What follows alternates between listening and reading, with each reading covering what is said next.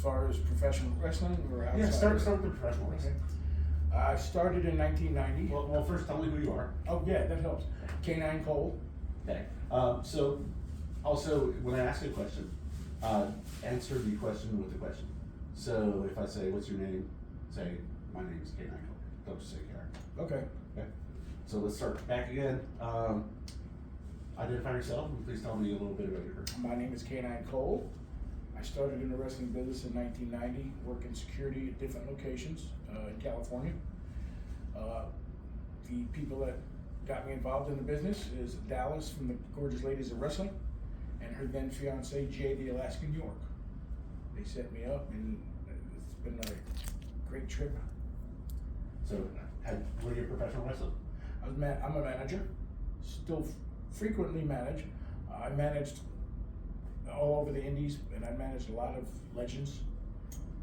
I currently am now a TV commentator for Tampa Bay Pro Wrestling. Okay. How do you like doing that? I like it. I love managing better, but I'm not able to take bumps like I used to. And I'm also a professional DJ. I've been on radio. I had a Nashville-based radio show for 13 years.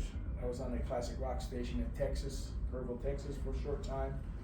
So I'm really versed with doing either way. So I got hired by Tampa Pro Wrestling to be TV commentator, and I love it. So, during your managing career, did you ever hear about the Cauliflower Alley Club? I was actually a member of the Cauliflower Alley Club before I started managing. Okay, tell me about that journey. Well, same people. Jay York brought me to my very first Cauliflower Alley Club luncheon. Back in the day in California, there was luncheons every week at the old spaghetti factory on Hollywood Boulevard. So I'd go on a weekly basis. When I first joined, the founder, Iron Mike Mazurki, was still president. So the cool thing was I was there when he was there, and I got to know him. I got to know a lot of the people that were there that were, doing what Rich does now. Art Abrams, Maria Bernardi, she was the treasurer, and I met a lot of old school wrestlers. Back then, they were the wrestlers from the 40s and 50s. So I got a lot of stories. I learned a lot from these people before I even got managing.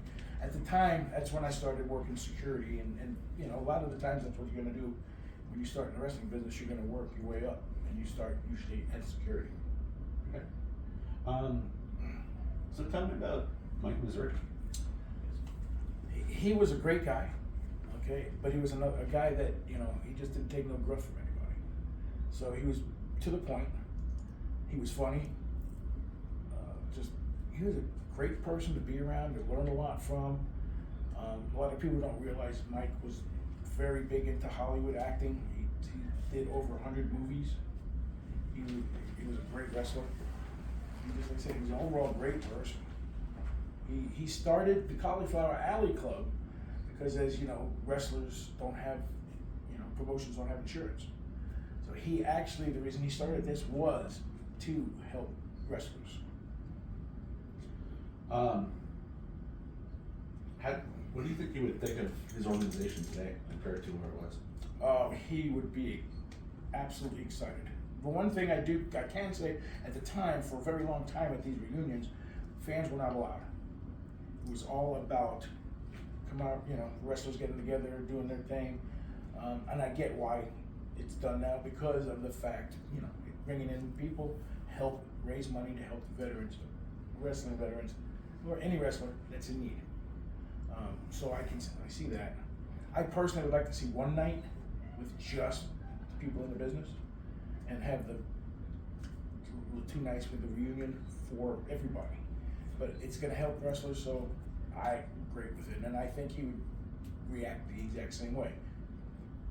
Okay. As long as it helped wrestlers, he would definitely be happy. He'd be elated if he saw what was going on now. So many wrestlers we've encountered, the younger ones in the smaller federations, most of them don't even know what this is. Correct. And those that do kind of think it's an old man club, and they don't want to join it because they're healthy. Mm-hmm. So what would you say to try to convince these guys to join? Well, you definitely should join, and not just because you think it's an old man's club, but the main reason is because of things that we do like last night on the fly. You can come in, wrestle, show your talent in front of promoters from all over the world. You're wrestling in front of legends. You just don't know what's going to happen to your career by coming here. It could be a very big step for you to come here and do it. Very advisable to do. You're going to learn a lot, even if you just sit down with somebody like Cowboy Bob Orton or Haku or Ricky Santana and just talk to them and ask questions. They're going to be happy to tell you things that you may not know, but it's going to help you in your career, and that's what this organization is all about. And that's another way wrestlers, helping the young guys get a foothold, get their careers better. What were your thoughts about the show last night compared to the other shows? It's great. It's the second year we did it. I've helped put it together from the beginning. I'm basically the guy that helps round up the talent and doing the recruiting and organizing the talent, and as you've seen yesterday, doing interviews, helping MC, helping get everything going. It's just a phenomenal thing to do because on the fly, it just doesn't happen anymore. Everything's different, but this is the way wrestling was. Okay. So we actually kind of had this discussion yesterday when we were having dinner. How did you find the talent? I found the talent by going to different promotions in my area. That's one thing. And with that, also the internet, Facebook, Okay. different areas like that. But I'm old school. I like one-on-one, face-to-face. So with the promoters know exactly who I am without just, somebody on the internet trying to get in with them. Well, who's this guy? Well, you go up, when you go face-to-face, you talk to the wrestlers, and we made up flyers. I took them with me to different promotions, handed them to the guys, and that's how I got most of the wrestlers that were here that I actually brought in. What do you see for the future of the cauliflower round?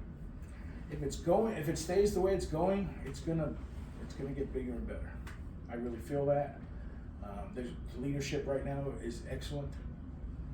There's a lot of great people in the background that are helping in all different areas.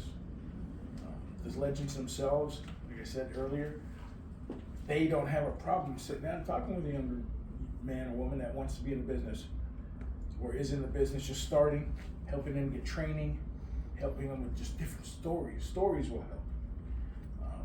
But I see a big thing, with what you're doing, helping us to get the word out to a lot of these younger guys and gals. It's very important for them if they really want a career in wrestling. I agree.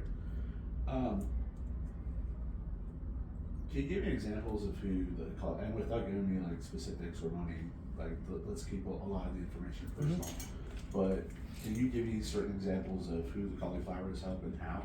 Absolutely. And a wrestler that wrestled here last night, for example, he's out of Ohio. Several years back, he had a heart attack. His wife called Darla, who's in charge of the benevolent funds, and let her know what was going on. Now, I had two different aspects of it, but I won't even say the price, but a day later they had a check that helped them pay their bills. And he was here wrestling last night. Oh, that's wonderful. Yes, a legend. This was back in about 2005. Very big legend was having problems with money. At the time he was 80 years old. He was getting evicted from his apartment. Had no money, no income whatsoever. The Cauliflower Alley Club sent the money. I think it was like 6 months worth of rent for him so he wouldn't get kicked out. I mean, they do great things for wrestlers that need help.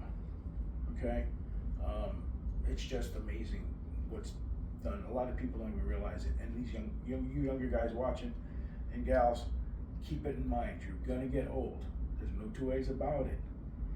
Even in your younger stages, if you get hurt in the ring and you don't have insurance, and the Cauliflower Alley Club will help you, but you gotta be a member.